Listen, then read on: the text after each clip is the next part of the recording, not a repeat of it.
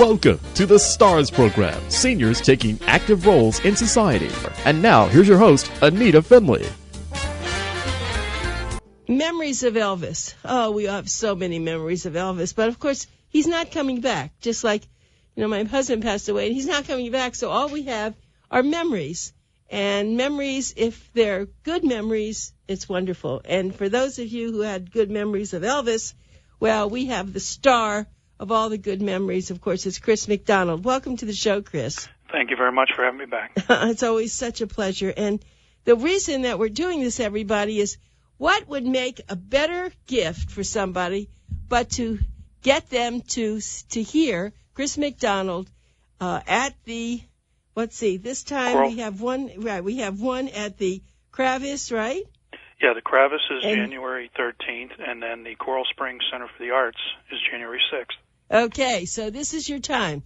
We'll be giving you information in just a few minutes about how you can get those tickets. But the one thing I'll tell you is my time that I went to hear Chris MacDonald was so inspirational, and I just remember so much because I saw you at the Kravis Center, and I just can't get over it. I know that you as a singer, and you're kind of a poet in a sense too, because you're very nice when you get up there. You're so friendly to people, and it must do you a lot of good as you do for your audience, doesn't it? I enjoy it because, what it's all about is the music brings back not just memories for people, but emotions, feelings, because each of these songs, came at different times of your life, and it basically brings you back to those moments. And I think that's what it's all about, connections, whether your connection with family members or connecting with friends or relatives or certain times of your life. Music always seems, at least for me, and I'm sure a lot of people, music always seems to relate to that. I mean, that's what it's about. That's what these songs are written for. They're written about life, regular life and moments in time for people. And that's what's so fun about this show is that we bring you back to those moments. We do songs from the 1950s from his career, all those early songs, if you happen to see him on the Ed Sullivan Show, or you saw him on Milton Berle, the early days, All Shook Up, Heartbreak Hotel, Blue Suede Shoes. We do those songs, and that'll bring you back to those moments. And then, of course, we do the movie songs, too, because a lot of people experienced Elvis's music through the films, and they would watch them, like I did. That's how I got into the music. I would sit down with my mom Saturday and Sunday afternoons when I was just a little baby kid, and we'd watch all the old reruns, all the old movies. They'd have all the beach movies and the scary movies, and Elvis movies would come on, and he was cool. And he beat up the bad guy. He'd win the race. He had beautiful girls chasing him. And you like that? It sounded like a great gig. It sounded like a good job. But that's how I got into this music. And I'm sure a lot of people saw those movies throughout the world, matter of fact. And so we do some of those songs like Can't Help Falling in Love, from the movie Blue Hawaii, which is a beautiful love song, probably one of the best ones ever written. We do songs like Return to Sender and Viva Las Vegas, Jailhouse Rock, it's the movie stuff. And then we also do the 1968 comeback. Now, that was after Elvis did all the movies, and they wanted to get back in a live performance again. The Beatles had been out, and they were kind of competing with the music industry, and so Elvis wanted to show he could still rock and roll, and they did a special on television, and he wore that black leather outfit and did some great music from his early days, and he also did some songs that were written by contemporary artists. Mac Davis wrote a song called Memories, which was included in the show, and then a beautiful song called If I Can Dream, and that was a part of that original score that was in the television special. And then, of course, you have to do the 70s, right? You have to do the white fringe outfit, and then we have to bring back people to the Vegas years, when he used to see Elvis in concert, and it would be the white fringe outfit, it would be the huge band, and he would rock and roll and do songs like Burning Love and Suspicious Minds and My Way and Wonder of You, and all the great music that really brought you into Elvis's live performance style, the energy and the fun. I mean, that's what he was. He was an entertainer, and that's what we try to show with this tribute. We want you to be entertained. We want you to have fun. We want you to have the memories that are part of your life I want you to relax for a little bit and forget about what's going on in the world, and come into our living room together. we can experience the movies, the music, and basically relive some great moments that we all share together.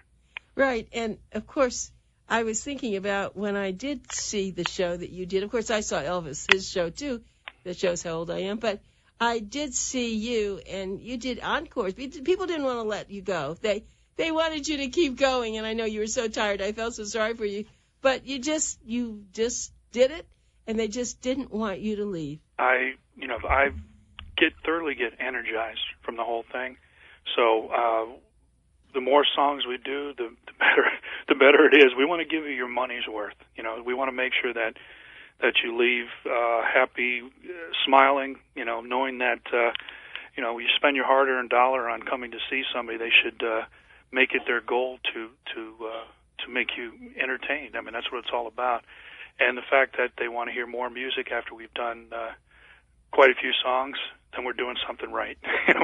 We're doing something that they want to hear, which is great. And Elvis had so much great material. I mean, the songs were incredible, and there was from the rock and roll songs that were just toe tapping kind of thing, simple songs, all the way into these very, very big songs that were power ballads, and power songs. We even throw in some of the country songs that he did that crossed over in the charts too, like Kentucky Rain, which is a great song. It was written by the late Eddie Rabbitt, the country singer Eddie Rabbitt. He did a song called "I Love a Rainy Night," and those kind of songs in the 80s. And that's what it's about. He had so many different genres of music that he truly enjoyed himself, from country, rhythm and blues, rock and roll, pop, standards, and he enjoyed music so much that you have to kind of represent some of that. We even do a song that Neil Diamond did. Elvis loved doing this song live, and that was Sweet Caroline. And how many of you all love to sing Sweet Caroline? You know the lyrics, you sway back and forth, and do the song like do in the ballparks, where you sing along at certain parts. And we make sure you do that too in the audience. We want you to have fun. We want you to feel the music and realize it's just time to have fun. What I love is when you say the names of the songs, I can hear them in my head right away. I hear the music. Exactly. Because I guess it was my time. And I think people love it because I believe that you have a lot of return audiences, don't you? Yes, we're very fortunate when it comes to that. Once people see that what we're doing is a tribute, it's not an overdone caricature. Like sometimes people think of an Elvis show, they kind of, I don't know, sometimes they get a feeling like it's almost like comic book. It's almost like a caricature of Elvis. And sometimes when impersonators do that, I call my show a tribute. I'm a tribute artist. I don't really call it an impersonation. But impersonators, generality, there's a lot of it that sometimes they go over the top, and that's not what we do with our show. It's a very natural presentation of Elvis, a natural resemblance, natural moves, natural vocals, but not to the point where it's over the top. I mean, I want you to like me as an entertainer too, not just the Elvis show itself. I want you to enjoy both. I'm hoping you're getting that from the show, and it's done as a tribute because there's only one Elvis, and that's what's different about our show too. We talk about what Elvis did. We talk about the history of the music. On this particular song, they cut Elvis off at the waist on the Ed Sullivan Show, so don't look at me. And then we'll edit, we'll edit for the show. Things like that where there's moments and times that people may remember or relate to, and we bring those into the story of his career, because it's kind of what the show was about. You know how the Jersey Boys musical told the story of how the Jersey Boys got together, so it told the story, and they had little narrations, that kind of thing. Well, that's kind of what we do with this show. I have video clips in between the costume changes that bring you into the eras of his career. And we also talk during the show, like certain songs, certain memories that are from these songs, or certain little bits of trivia about the music. And that's why it's wrapped into a story. It's not an impersonation. It's a story of Elvis. It's the Elvis Presley story. And that's what we're doing with it.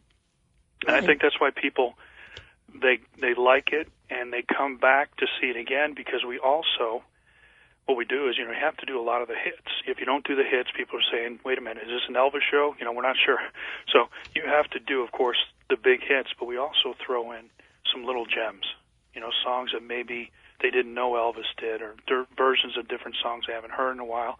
We kind of mix those in with every show we do. We change some songs around. We add a few more here and there. So people do come back, and what's great about live music and live performance is that your audience gives you material too. So the banter back and forth can change. I can, relate to the audience, or things react differently, and that's what's fantastic about a live show. I mean, we've got a live band, an 8-piece band with a horn section. The singers are doing backup vocals. We have a couple girl dancers that come out and then do some numbers, with me. So it's and plus the video. So it's kind of a multimedia experience. And I'm hoping that by the end of the show, you get it and you want to come back. That's what we hope. Well, that's what they do. And I just wanted to ask you a couple of questions about the guitar. So when he first started out, did he play a guitar, and then then it kind of took second place? Yeah. He started off playing the guitar when he had the first grouping together with Scotty Moore, which was the lead guitar player, and Bill Black was the bass player. And then Elvis played acoustic, and that was the early stuff with Sun Label. That's Right Mama, and Blue Moon in Kentucky, some of those songs. And he played guitar, in between some stuff too, and he played on the '68 comeback. But what he really did was the singing and dancing. I mean, that was the moving to the music, and I think that's what people realized was really what made Elvis Elvis. The guitar, of course, he put on, and you would see him in a lot of images in the early 50s and stuff with the guitar. But I think, once it was done with recording and everything else, that he had people play guitar that were, full-time guitar players, and his lead guitarist was Scotty Moore. So I think they realized that, let him sing and dance, let him move around, and that's what people want to see. And it's hard sometimes. He did a little bit of that with the guitar on, but it's harder doing it on than doing it with it off. If you're trying to move your legs crazy. Sure, and you want everybody to see what you're doing. Right, when you have the guitar in front of you, sometimes it blocks it. Right. So I want to ask you another question about critics.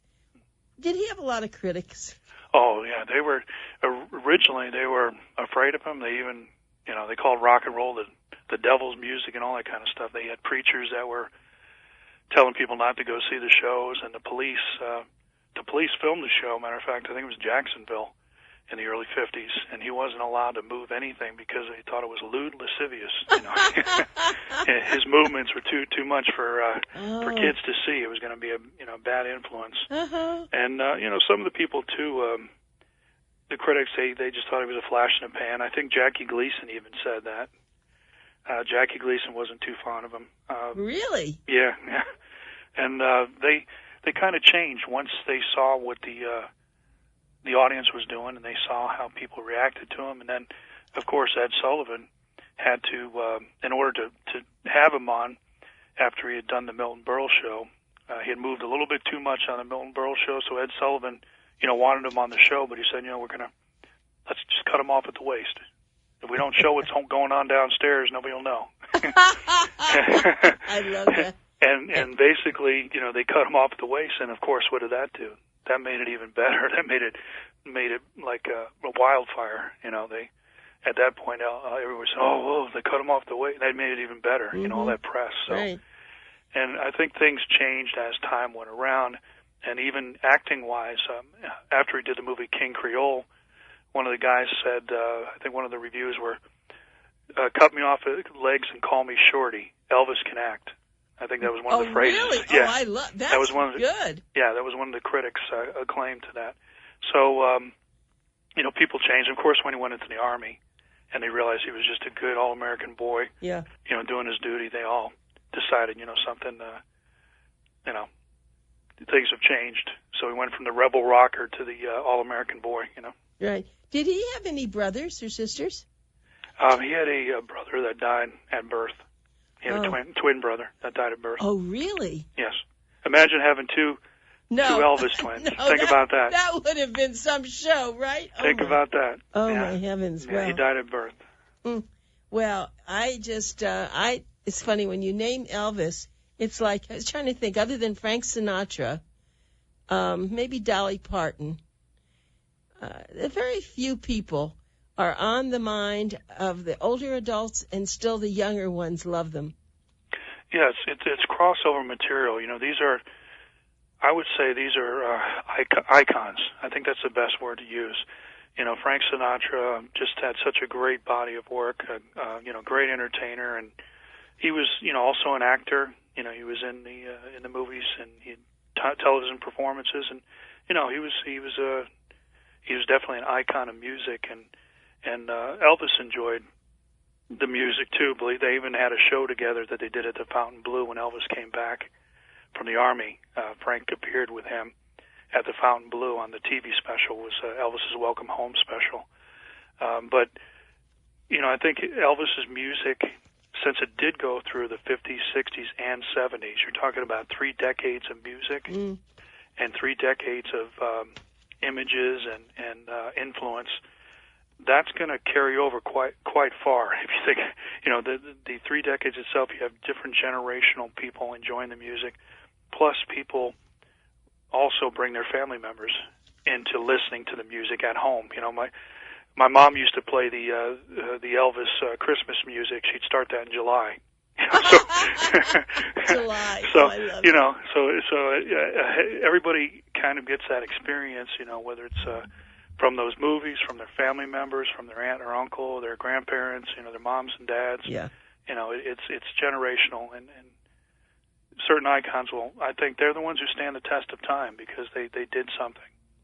Well, I want to sell some tickets. I want some people to experience what Chris has worked so hard to do. He loves it, but it's hard work.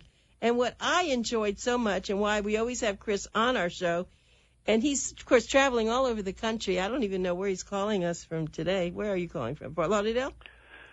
Yeah, we're actually coming back at Thanksgiving's tomorrow, so of course. I know you're going to air this at a different time, but of course, okay. But yeah, we go out again too. We're going to be in California and everything before we come back.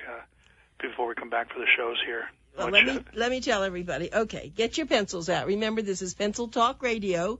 Mark it down if you're available. January the 6th, and is that a Saturday night? January 6th is a Saturday night. Saturday night. That's what you should be doing, Saturday night. And it's going to be in Coral Springs at the Center of Arts. It's a beautiful place. But I wanted to just say that everywhere he goes, Chris is in a beautiful venue that no matter where you're sitting, you really get the full.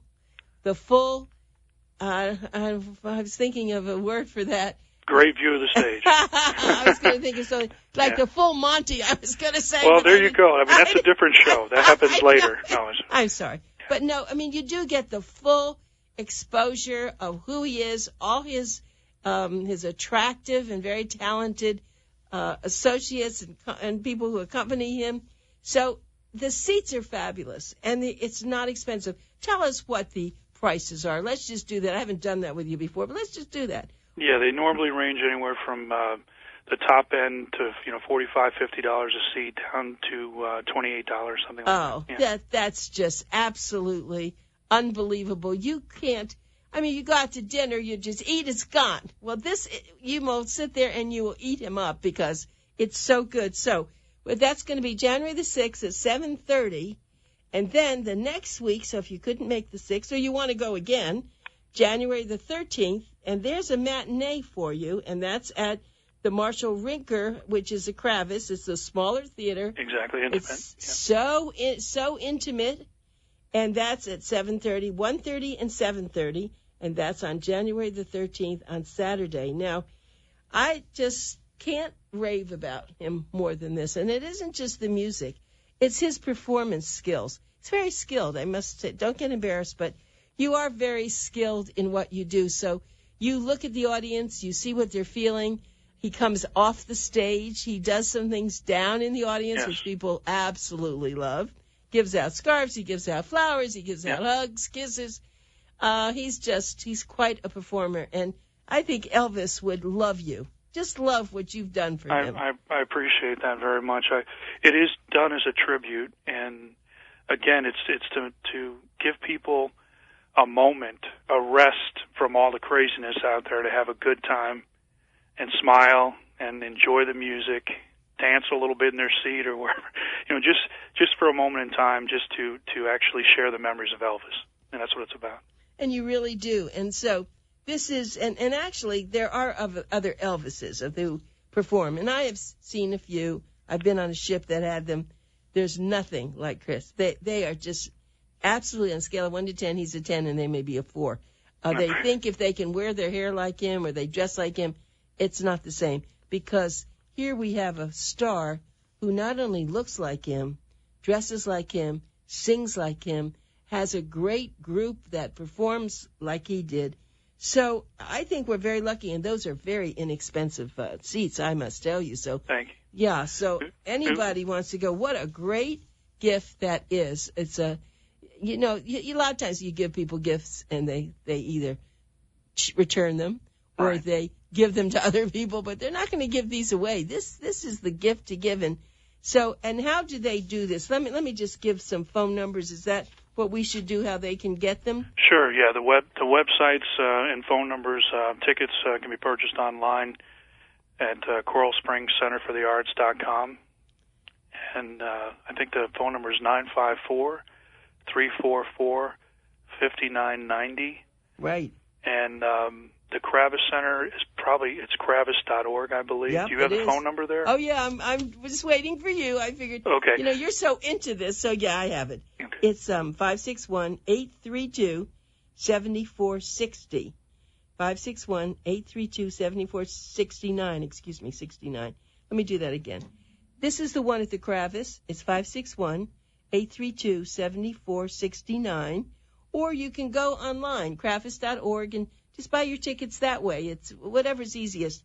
But do buy your tickets. This is a great holiday gift. That's actually why we asked Chris to come on now. He'll be on again next month. But the reason it's so important is because now you have time to buy it, to get it all wrapped up pretty in a little box. Yeah, this is a gift of music. So yes. Concert tickets, and it's fun. It's live music. You're supporting the arts. And that's a good point. and you're having fun with you can bring the whole family.